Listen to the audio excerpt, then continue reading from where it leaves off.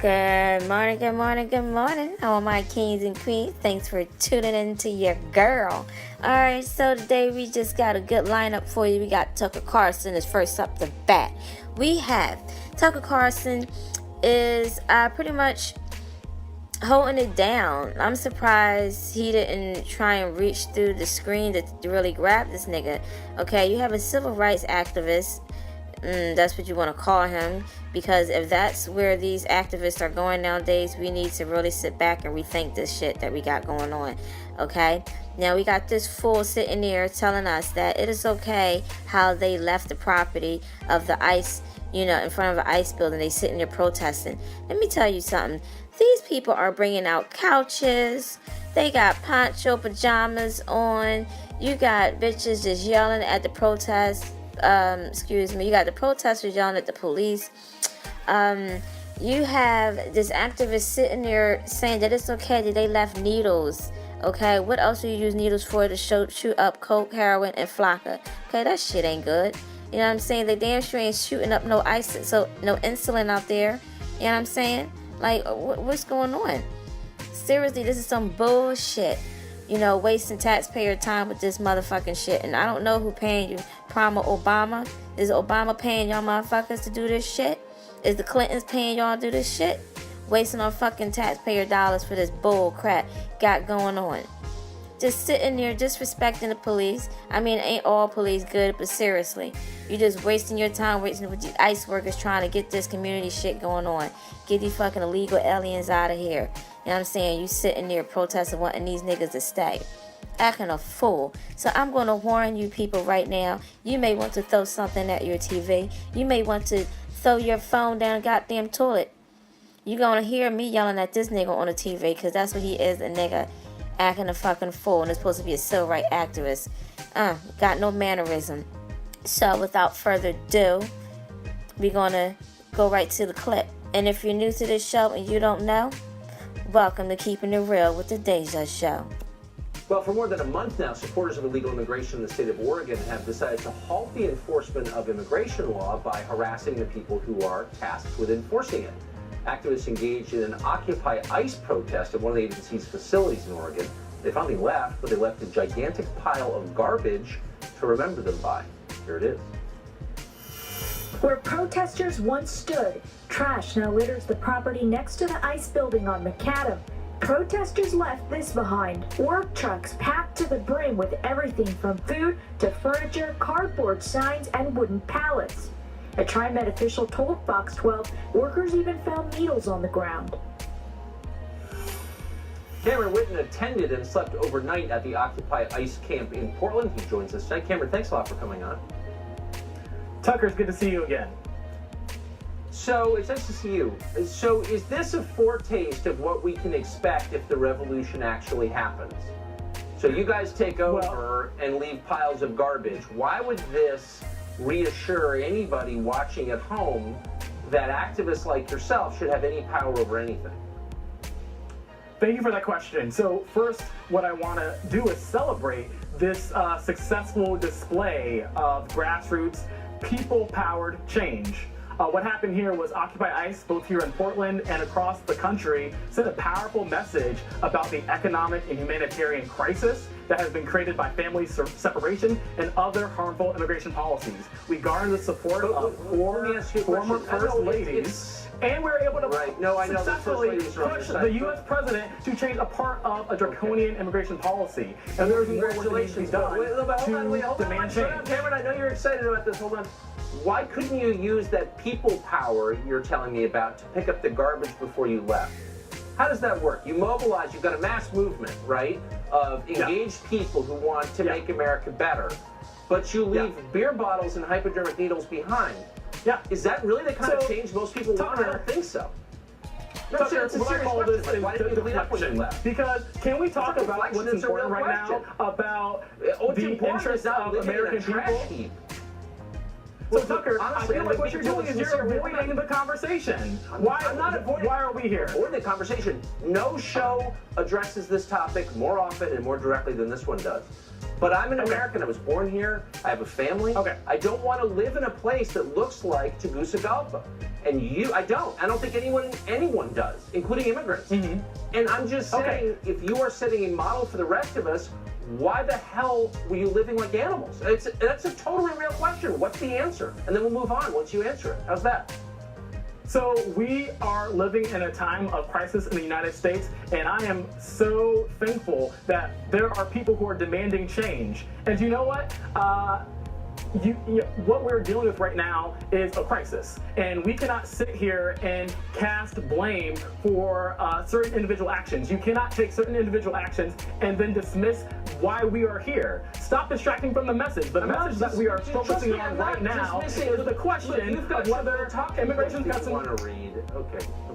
But so Tucker, since I thought you were a smart person, but let me talk to you in your terms. This is central to the point. No. So let me talk to you in your terms. You're telling me you're making America better, but you make it worse.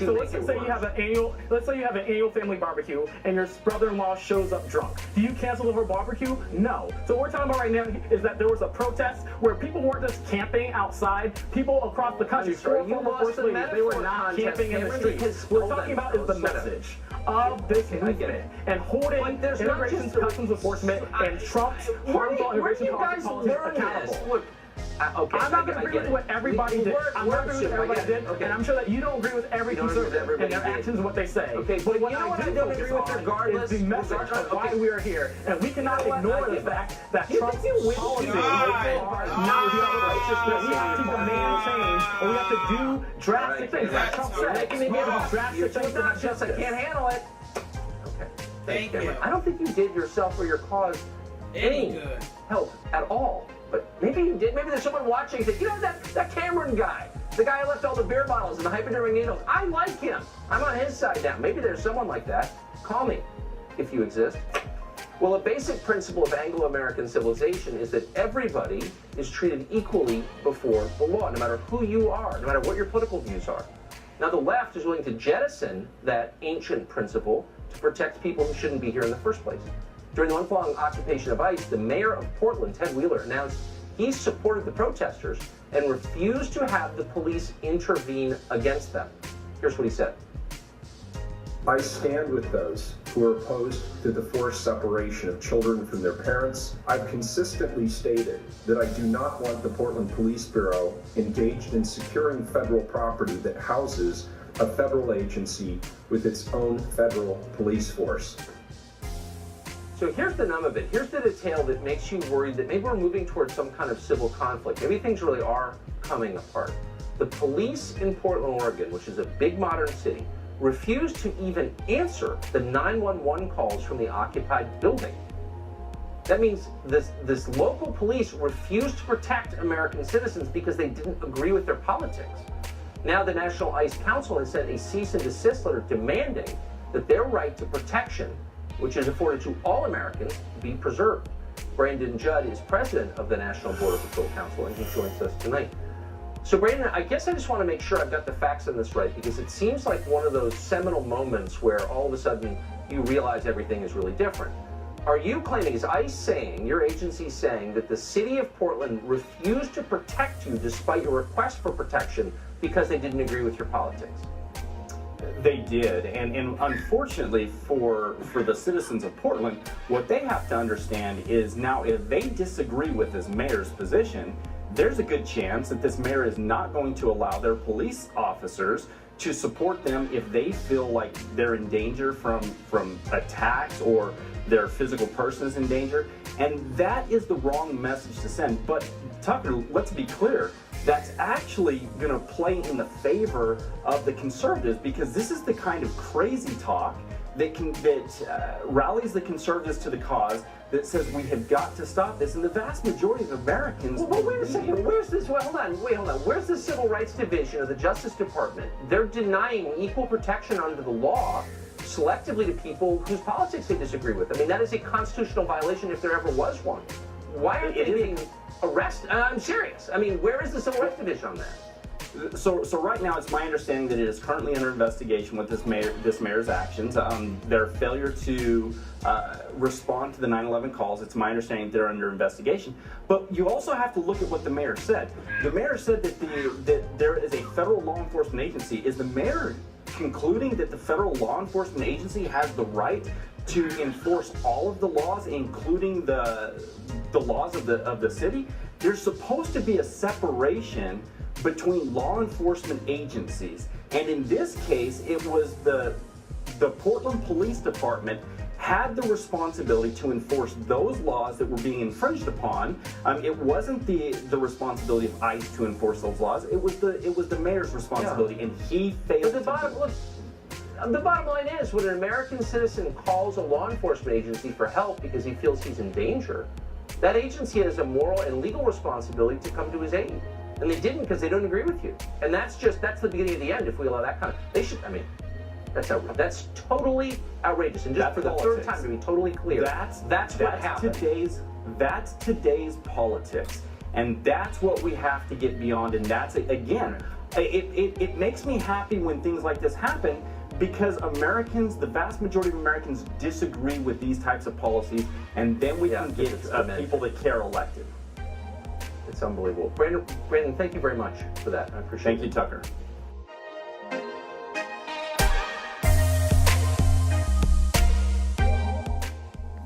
Up next, we have Celebrity of the Day. And last but not least is Money Talk.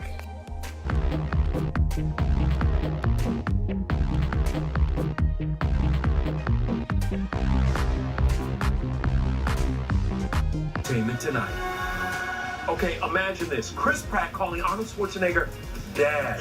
I know it sounds crazy, but that would happen if Chris marries Arnold's daughter, Catherine. And then Chris's mom-in-law would be Maria Shriver, who's a Kennedy. I mean, it's just too good, right? Now it needs to happen. Come on. And maybe it will, because the Pratzenager romance, you like that? Just went next level. After sealing their last date with a kiss, a source tells ET, quote, Chris Pratt and Catherine Schwarzenegger have gotten serious quickly. The two went from casual dating to spending much more time together.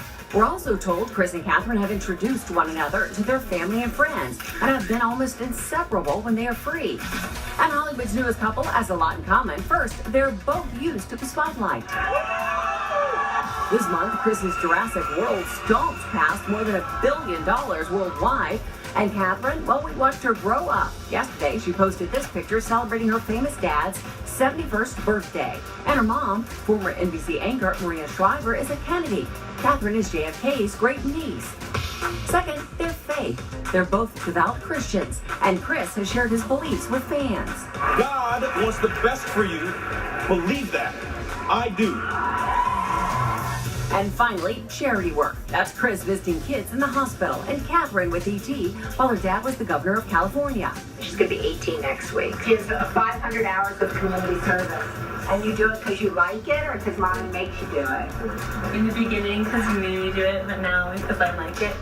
We're told Catherine's mom helped set them up, and our source says one sure sign Pratzenegger is getting serious. Catherine has been spending quality time with Chris's son, Jack. Well, Catherine's not the only one who has good chemistry with Chris. So does...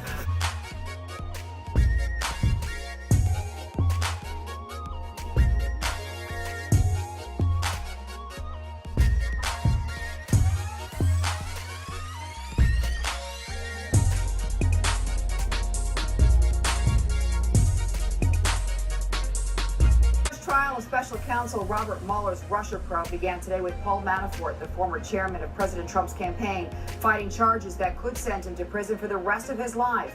The spotlight is being put on his spending, including suits from what is being called the world's most expensive store. $25,000 for a suit?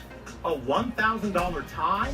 That's what it costs to shop at the House of Bijan in Beverly Hills, the most expensive men's store in the world. The House of Bijan is here on Rodeo Drive in the heart of Beverly Hills. The store has been in business for 40 years, but don't bother coming in unless you have lots of cash. And don't think of just strolling in, because shopping here is by appointment only.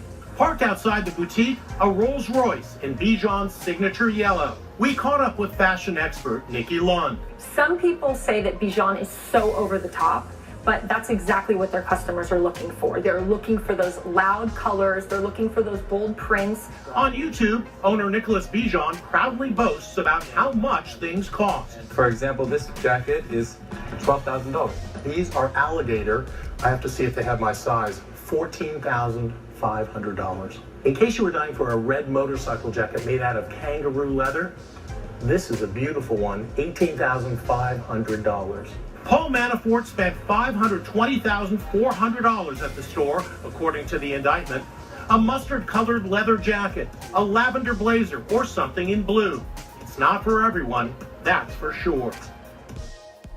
Thanks for tuning in, and as we always say when we sign off, love, peace, and hair grease.